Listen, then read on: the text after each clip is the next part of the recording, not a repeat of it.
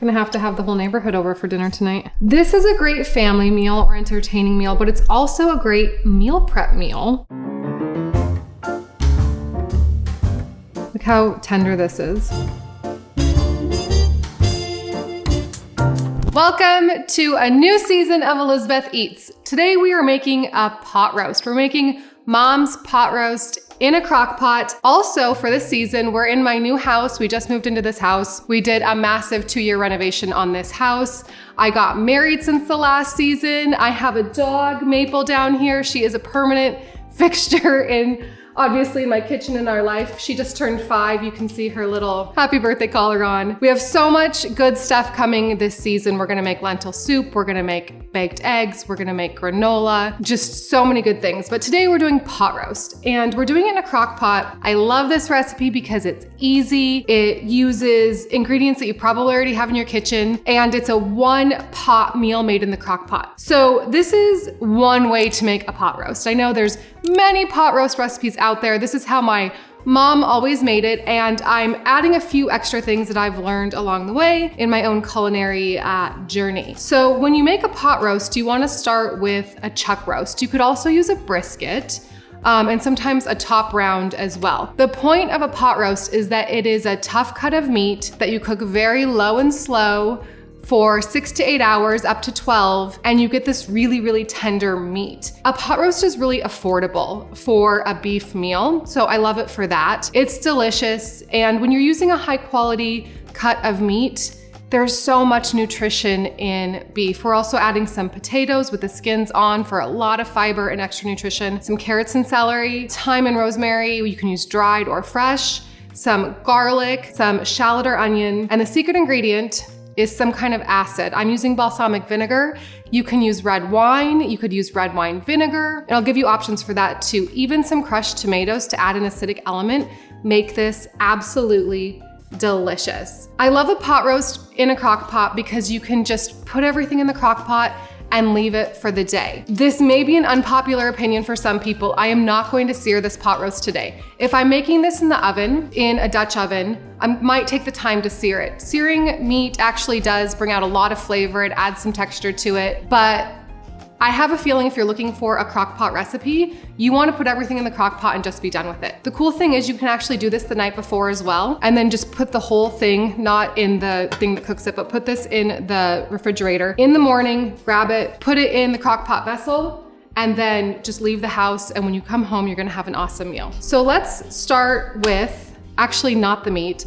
I'm gonna put all of the veggies and the potatoes in first. Then you put the meat on top of that. The meat cooks over the potatoes and it makes them taste absolutely wonderful. So let's start with a pound of potatoes. I have these really cute, different colored potatoes here. The different colors of potatoes actually have different types of nutrition in them. And I also have 1 large potato in case you cannot find the little potatoes. If you have larger potatoes like this, you wanna quarter them. Maybe cut them into 6ths. But I'm actually gonna cut it in half and then quarter each half. So you want everything to be about the same size. These are actually really small potatoes. If I could have found a little bit bigger, I would have gotten a little bit bigger. But use what you have. If you have a few extra potatoes in your house, use those. You can use a sweet potato, but the sweet potato is even more starchy, I find, than these yellow potatoes and small potatoes. And you're gonna have a lot of starch in your juice, and if you like that, that's great. So I'm gonna just rinse these really quickly, and they are the first thing to go in the bottom of the pot. All right, if these look egregiously dirty, you might wanna scrub them. But in general, you don't really need to scrub them unless they look really, really dirty. I also do not peel the potatoes. The most amount of nutrition in most fruits and veggies is right underneath of the peel. Also, the peel is full of fiber, which is very good for you. Nature knew what it was doing when it created potatoes. There's a good amount of starch in a potato, and the fiber slows down the absorption of that starch and sugar into your body. So the peel is full of nutrition, don't get rid of it. Same with the carrots. I've already washed these. If they're egregiously dirty, peel them. If not, you do not need to peel them. I'm going to cut the carrots into 1 to 2 inch pieces. If you cut them too small, they'll kind of almost melt. You want them to maintain some of their integrity because we're gonna eat them. Some people will just put the carrots and celery in to flavor the juice, but I wanna actually eat these because there's great nutrition in here and I don't want them to fall apart too much. To make it fancy, you can cut them on the bias on a diagonal, kind of like this. And there we go. All right, put the carrots in. It's very easy. And let's do 2 ribs of celery. And if your family, for example, really dislikes celery, just do 1 because it will flavor everything. If your family really likes celery, add 3 or 4 if that's what you guys wanna eat. Same thing, I'm gonna cut this on a diagonal just because it's pretty. Add that in. Now you want something oniony. So I have a half of a red onion here. Any color of onion will work. I also have some shallots, so use what you have in your kitchen. If you're buying everything from scratch, I would either buy 1 onion, any color, or I would buy 2 or 3 shallots. You don't even have to peel these. I will because I know some people, oh, Maple's growling at something. Maybe, hey, don't growl. We're filming a cooking show here. She makes the best guard dog in the world, but she really just wants to be everybody's best friend. If you wanna plate this up pretty at the end, leave the root end on, slice this into quarters or thirds or halves and leave that root end on because then when you take this out, it will be nice and cooked and pretty and you can put it on the plate.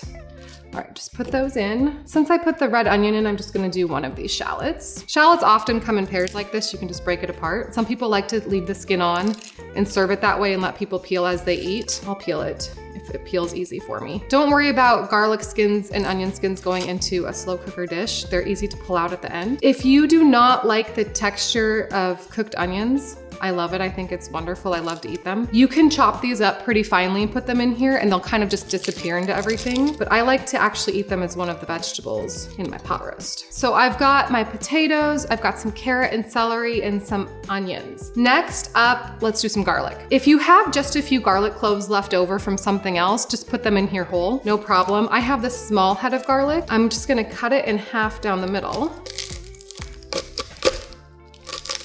Oh, this one's a little tough, there we go. Looks like this. The really loose paper you can take off, but I actually am keeping it in the paper intentionally because this is going to perfume the whole thing. It's also going to be really jammy at the end, and you can actually scoop it out with a fork or knife and spread it on your pot roast or spread it on some bread. Be delicious. Let's put some herbs. I actually cut these from my backyard. I so highly encourage you, if you can, to grow some rosemary and thyme or whatever herbs you love. Rosemary, thyme, chives, and mint are the 4 herbs that are so easy to grow. They take such little maintenance, even in a small pot on your patio. That's how I grew them for years. You can spend $4 on an herb plant and it will give you herbs for like a year. But if you didn't do that, no problem. You can buy it at the store. You can also use dried herbs here. So I would go about 2 tablespoons fresh herbs or about 1 to 2 teaspoons of dry herbs, depending on what you have. Like I said, thyme and rosemary are great. If you have some like dried Italian spice, you could use that because that's usually a mixture of like thyme and rosemary, maybe some oregano, but use what you have in your kitchen. So I'm gonna put some of it in the bottom, and then I'm actually gonna save the rest of this and put it on top of the meat so it kind of flavors the meat through as it cooks. One thing about the thyme as well that I'll mention, I do not bother to take the time to peel all of these tiny little leaves off. You can if you want to. Once you're done cooking this, you can just pull this whole stem out and it's very easy. So those are just in there whole. I'm gonna put a little bit of pepper in the bottom of this and a little bit of salt. Use freshly ground black pepper. It tastes so much better. And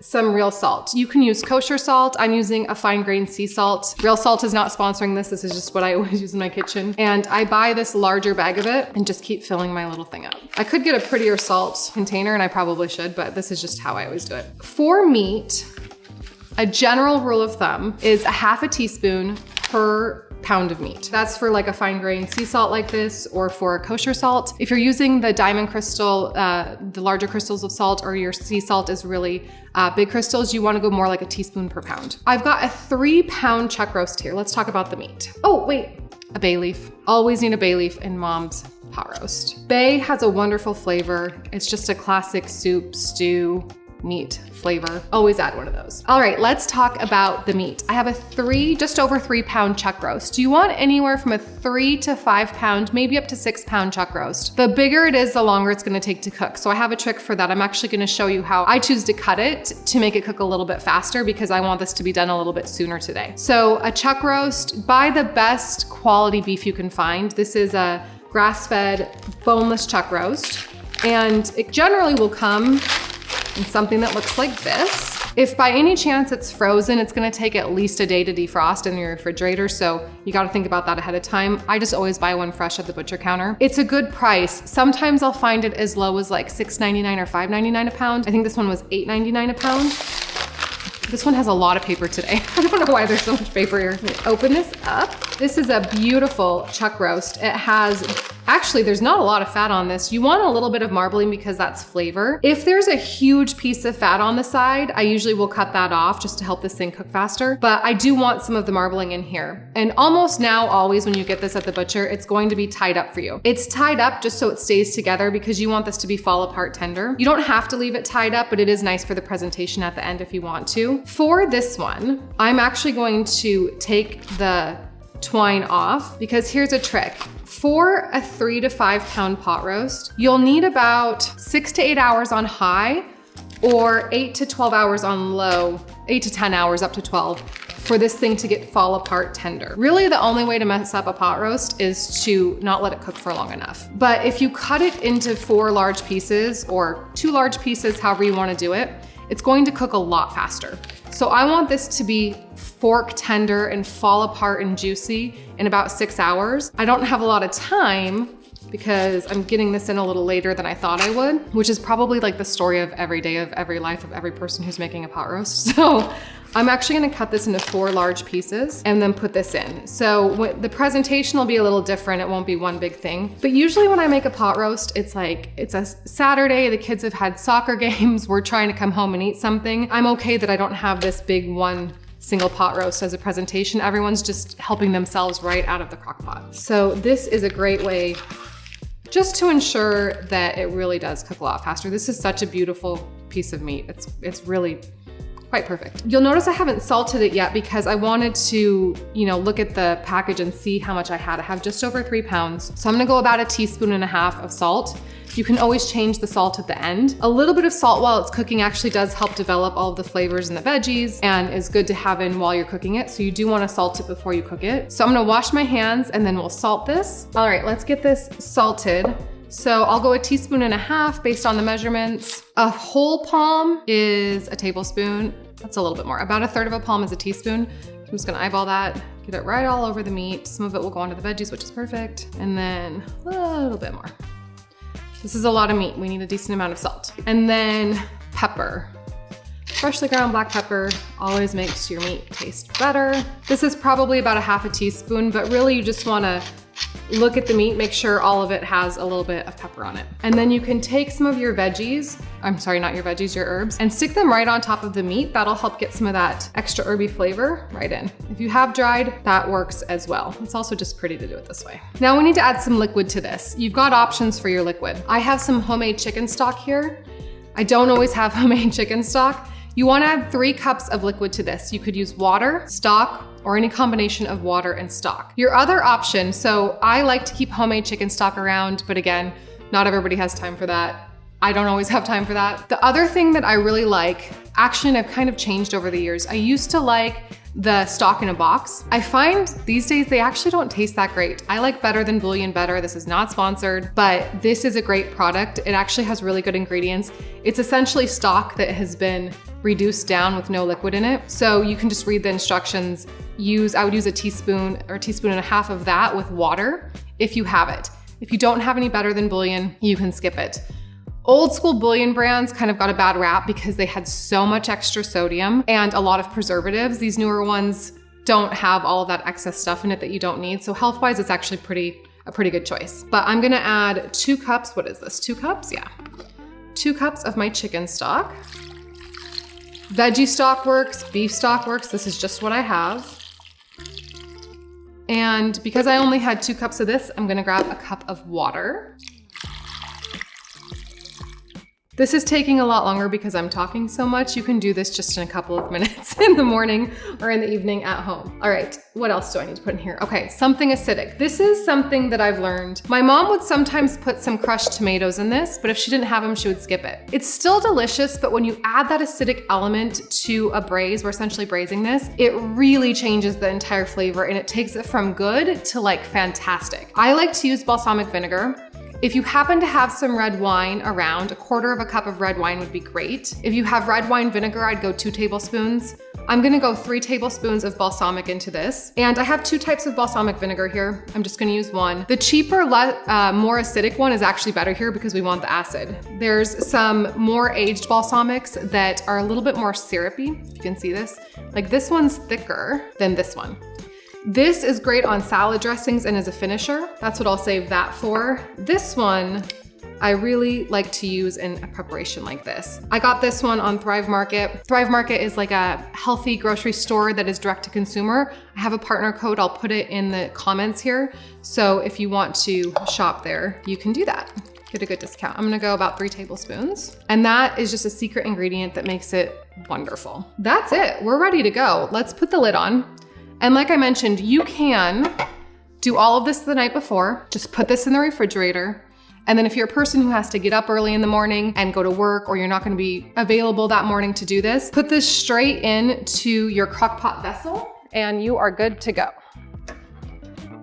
I will say though, if you do this the night before, you're gonna need another hour for this to cook because you're taking something out of the refrigerator and it's gonna have to come up to temperature. So add another hour on to your Crockpot cooking time if you have had that in the refrigerator the night before. Let's turn this on to, I'm gonna go on high for 6 hours. This will probably be ready in 5 since I cut it up, but I'm gonna go 6 just to be safe. I can check on it as it goes. The thing about a crock pot is it's flexible. I can go 6 to 8 hours on high for a chuck roast, or I can go 8 to 10 hours on low, up to 12. If you've got flexibility here though, if like you have to run out to the store or you're a little bit late, you're gonna be fine.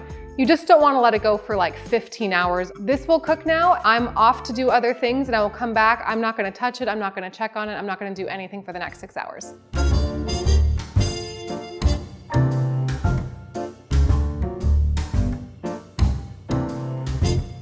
All right, it's been about 6.5 hours, just a second to you, but for me it's been 6.5 hours, so welcome back. I'm going to grab this from here so I can show it to you. I'm gonna unplug it. Smells amazing in here. Let's bring this over. Now, 9 times out of 10, I would leave this on the back counter and everyone would just serve themselves straight out of the crock pot. But every now and again, whoo, look at that. Every now and again, if we're entertaining or I want to plate it up really fancy, I'll show you how we do that just to make it really nice. This is definitely something you can entertain with. But like I said, for us, it's often we're coming home from a long day and everyone's ready to eat. Maybe the kids have soccer practices at different times or somebody has to be somewhere. Hopefully we can all sit down together, but even if we can't, look at that. Look how tender this is. I'm just gonna show you this really quickly. Fork tender is what you're looking for. If it doesn't start falling apart when you push it like that, it's not ready. It would have been fine for up to 8 hours. So again, if you get caught somewhere or you can't get it right at 6 hours, you've got lots of time. And there's actually a lot more liquid in here than I thought there was going to be. It really just depends on your cut of beef and your veggies. So I could have done 2 cups of liquid in here instead of 3, but that's okay. I like to put the meat down kind of first, arrange it, the big pieces. It's a really good one. Look at that. Look at that fall apart. Oh my gosh. Sometimes if there's a really big piece of fat, I find people leave it behind on the platter. If you know someone who really likes to eat that part, of course put it out, but if it stays in the pot, I don't mind. But definitely get all these pieces of meat. Look at this garlic. So I like to put those on the edges, those pretty things of garlic. This is like, I wanna leave it intact, but it will just mash right out of there. Definitely this is great if you want to serve it with some like crusty bread. And then I go in and I scoop out all of those potatoes with some of the onions and the celery and the carrots. I put the potatoes all around. Here's that one potato that I cut up. Look at that. And look at, I'll just smash one of these little potatoes real quick. Look at that. Everyone's gonna have their own mashed potatoes with this. But that's why if they're small like that, leave them whole so that they cook and they kind of stay intact, and then they're really good when people bite into them. There's one of my shallots right there. See, I love eating the shallot. Has been braising. I think it's so good. Oh, here's one of my, remember that big piece of thyme I said? Just pick this out. It's much easier to pull out that stem at the end than it is to try and fight little pieces of thyme when you're putting it in. Look at this big one. Just put it off to the side. It's hot, so be careful. Get the potatoes. This is nice. Everyone can kind of serve themselves, take what they like. Gonna have to have the whole neighborhood over for dinner tonight. This is a great family meal or entertaining meal, but it's also a great meal prep meal. If you wanted to, if there's more than one of you, even if there's one of you, you could make this and pack these into individual portions. There's no dairy in this. This will keep for about 3-4 days in the refrigerator. You can freeze cooked meat. I generally don't. I like to just make it fresh, but it's up to you. One thing you can do as well, strain this broth. This broth is amazing. I would strain it, freeze it, and the next time I want to make a pot roast, I would use this as my liquid. You don't need to get rid of this liquid. There's all kinds of good stuff in here. And actually, my spoon was slotted, so I'm gonna grab my other one. I'm actually gonna put some of this juice right over the top of everything. You could strain this and sip on this if you want to. There's all kinds of good stuff in this broth. Don't get rid of it.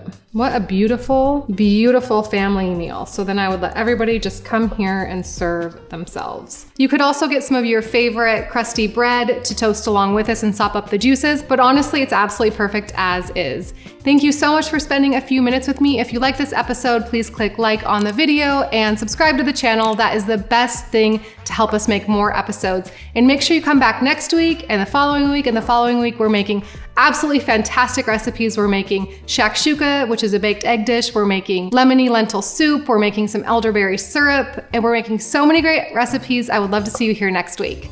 See you then.